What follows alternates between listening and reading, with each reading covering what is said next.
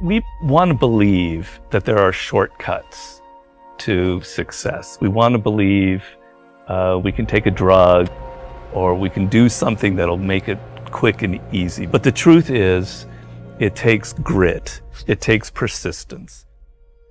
So it's hard to understand what could happen to you in 10 years in a visceral gut way of what it means to have failed in life. And to me, failure in life is not having money. It's not realizing your potential. You're 60 years old and you said, I could have been this, and I never did it. That's like the worst thought I think anybody can have. And you don't think about it in the moment because your life is okay, but you've got to wake up and understand that there's an urgency here. And that if you're not practicing something now, if you're not aware, if you don't have a path towards something better, you're rotting on the vine, and that day of reckoning will come at some point, and it will be painful. You're not going to feel it suddenly, it'll be slow, but it'll come and it won't be good. Getting successful, it's not a magic trick. You have a say-so in that. You can decide to be rich, but you first have to think it. The difference between successful people and non-successful people is here. You have to change this. If you keep doing what you've been doing, you're gonna keep getting what you've been getting. So if you're at a place in your life and you ain't happy with it, you have to change some things. But you have to make a conscientious decision that you're going to change. Commit means to make it happen no matter what. See, when you make a commitment, I'm going to become wealthy. When you make it important, when you decide I'm going to do it no matter what, life changes for you. See, most people don't keep their commitments to their commitments. That's why they lead lives of poverty, lives of misery, lives of unhappiness. We all get what we tolerate in ourselves and other people. But when you're no longer willing to tolerate something, that's when your life changes. The difference in people is their standards, period. Sometimes it's about consistency. Just keep doing it and keep doing it and keep doing it and never stop and never give up and never quit. Day after day, play after play, second after second, minute by minute. Are you hearing what I'm saying?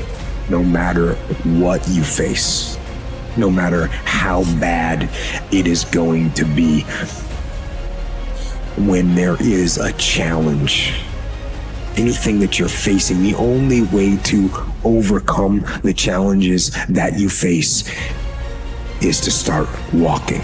That all of us have something that we are supposed to do. That all of us have some goodness within us, and that goodness gives us a responsibility to manifest our greatness. How do you overcome the suffering of life? Is be a better person. That's how you do it. Well, that's hard.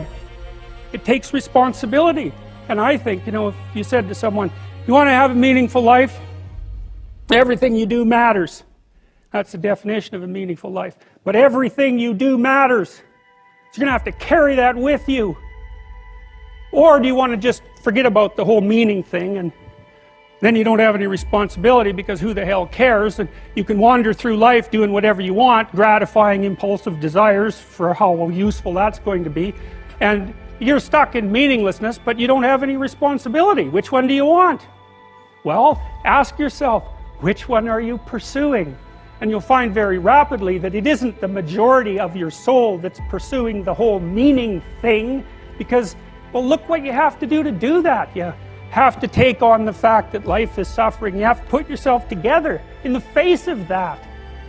The people in life that get what they want are the ones that aren't waiting for an external force to validate their dreams, to inspire them, to give them permission. It's the people that realize that success, that happiness, that control, it comes from the internal force. And what is the internal force? It's you. It's you. It's you being able to realize that no one's going to do the work for you. It's you realizing that you're never going to feel ready. In fact, even as you start working toward the things that you really want to do, you're definitely not going to feel ready, and you're going to feel outside your comfort zone, and that's normal. When you start to feel like you're stretching yourself and you're sticking your scrawny neck out there and you're taking some risks, that's amazing because you're growing.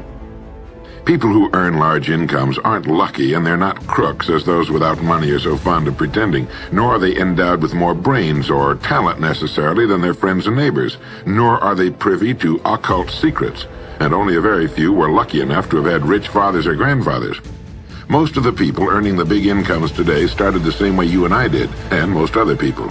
The only difference between the men who earn big incomes and those who earn small incomes is that those earning big incomes decided to earn more. They're the people who made it their business to earn more. You see, people do what they make up their minds to do.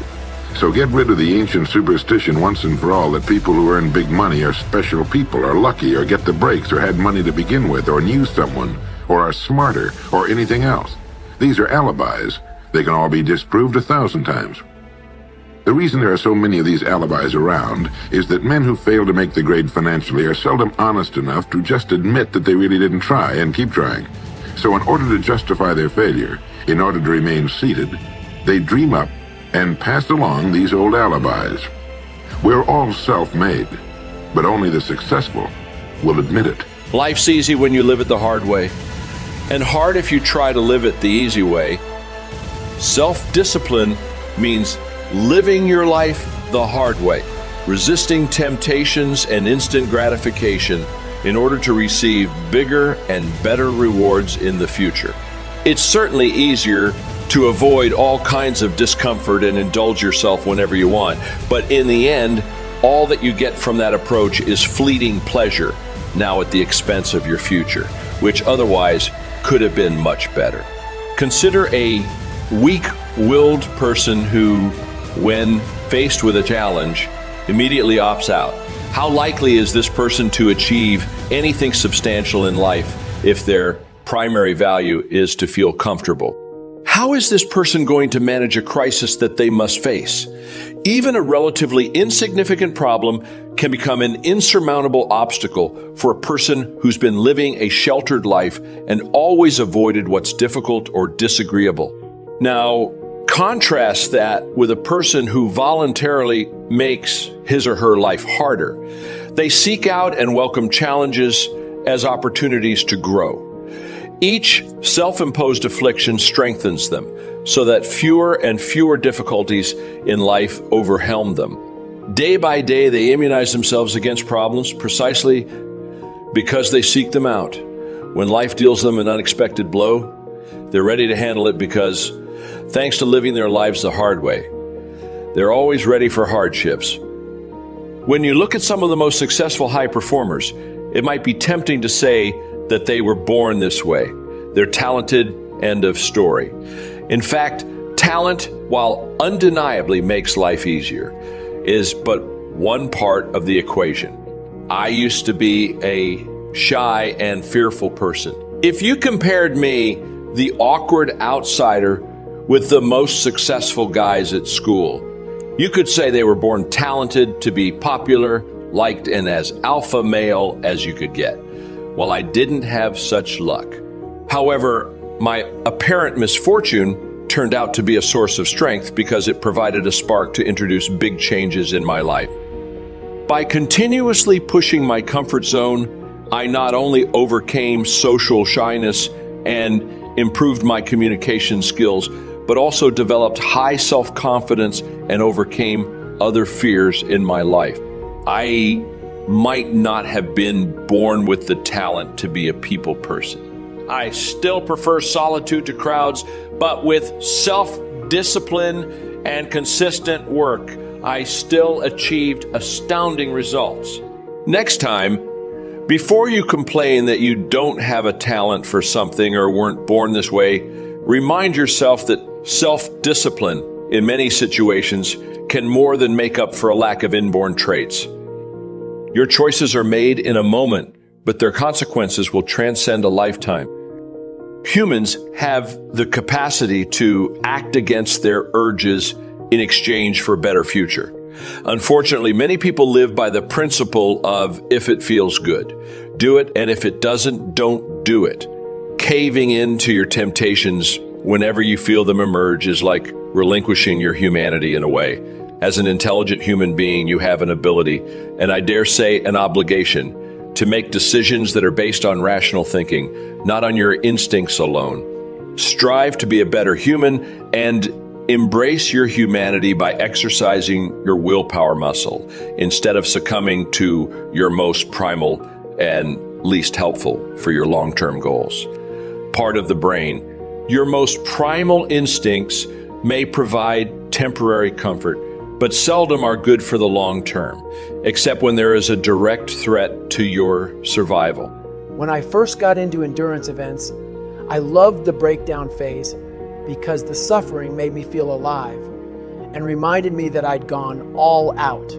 This time, I didn't relish it in the same way, but I knew that breakdown was a byproduct of an all-out effort, and that if I explored the crevices of my mind, I would find valuable lessons which tend to spill out with any unraveling. Most people prefer to avoid breakdowns like this because the suffering can be so overwhelming.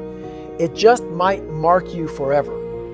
I embrace breakdown and welcome the scarring. There is a hell of a lot of information in scar tissue. Scars are proof that the past is real. Physical scars never go away, and when you look at them, they can bring you right back to a specific place in time. But the scar tissue that builds up around that old injury is weak. Professional fighters who've been hit in the face thousands of times bleed faster than those who have never been punched.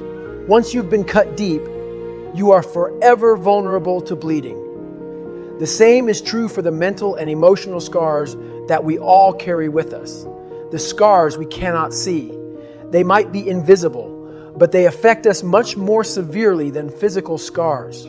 Mental and emotional scars are our weak spots, and they can open up just as easily as physical scars unless we do the work to strengthen them. If you haven't dealt with your scars, they can alter your life's path. You will be prone to failure during difficult physical and emotional situations, whether that's during an athletic event, at work, or in your home life. And eventually, you will land back in front of your mirror that never lies. Breakdown is its own kind of mirror. Whatever you're made of is laid out in front of you, clear and plain. Your history and mindset become a weathered old map, ridged with your scars. And if you read them like an archaeologist on a dig, you might uncover the code you need to rise again and become better and stronger. Because there is no transformation without breakdown, and there is always another evolution, another skin to shed, a better or deeper version of ourselves waiting to be revealed. I did a quick inventory of my scars as I faded into that slippery headspace between waking and dreaming. Psycho Pete's voice trailed off, and another familiar yet faint voice that I couldn't quite place called out to me, "David, wake up!" My memory convulsed and bled into my reality, and I couldn't tell where I was or what was real. "David," he said gruffly, louder this time. "Time to get up, boy." It was the voice of my grandfather, Sergeant Jack Gardner.